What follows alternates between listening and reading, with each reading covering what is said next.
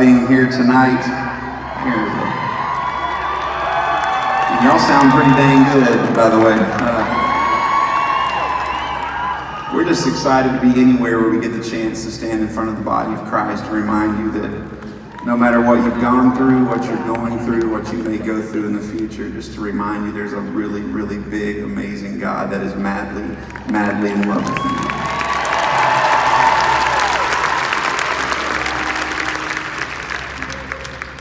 And that's a big deal to me because I didn't grow up hearing that often.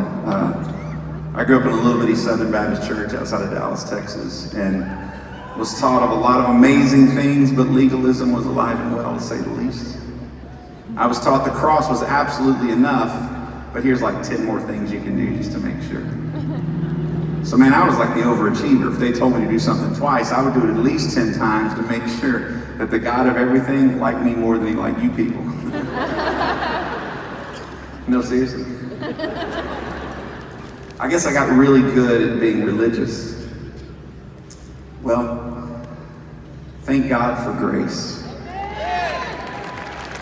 And if you're not sure the difference, religion will tell you to get it right. Grace says, I'll be there when you cannot.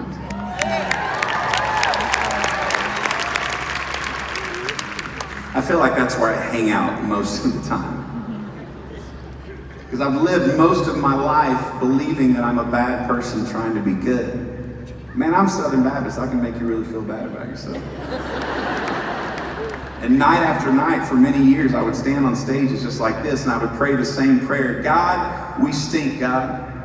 Our hearts are wretched. They are vile. If we choose, we will choose wrong every time. We are nothing without you. Now, that last part's true. But is it possible that the God of everything is standing there saying, you know what? You used to be unworthy. You used to be unrighteous. You used to stink pretty good. But because of that whole big deal I made on the cross, you are now a brand new creation.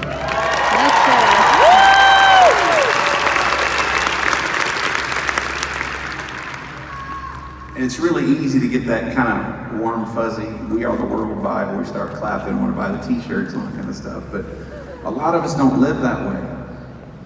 A lot of us somehow claim to have Christ in us, but then we hate what we see when we look in the mirror. And I think that's because we maybe listen to the lies of the enemy a little too often.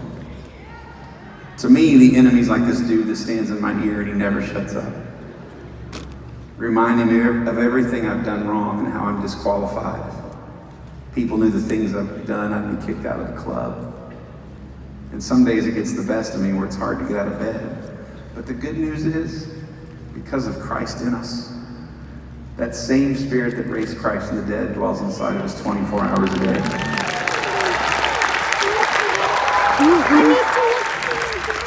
And that spirit also has a voice, reminding us that we have worth and value, and that we are not bad people trying to be good, but what we actually are, not because of anything that we've done, but because of what the cross has already done for us. We are holy, righteous, and redeemed.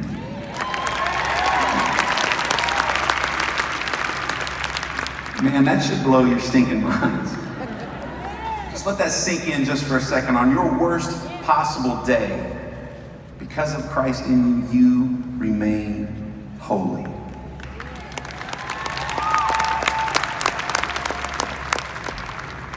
So that's what this next song is kind of about. This is one of the most important songs I've ever written because it's something I need to be reminded of on a daily basis. And it talks about how I think we need to break up with the lies of the enemy and stop believing the things that simply are not true about us. And the reason I say I got to be reminded on a daily basis is you have to understand, I've been married for, well, today is my anniversary for 22 years as of today.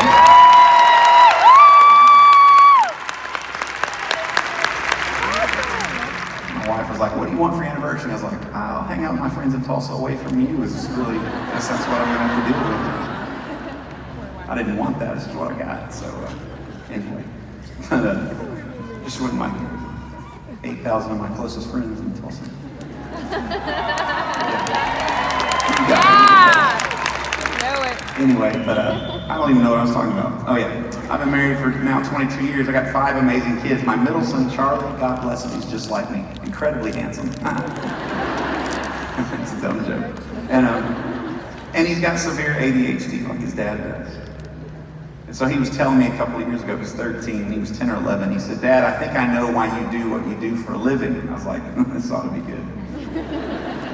He said, if you didn't sing about it every night, you'd forget.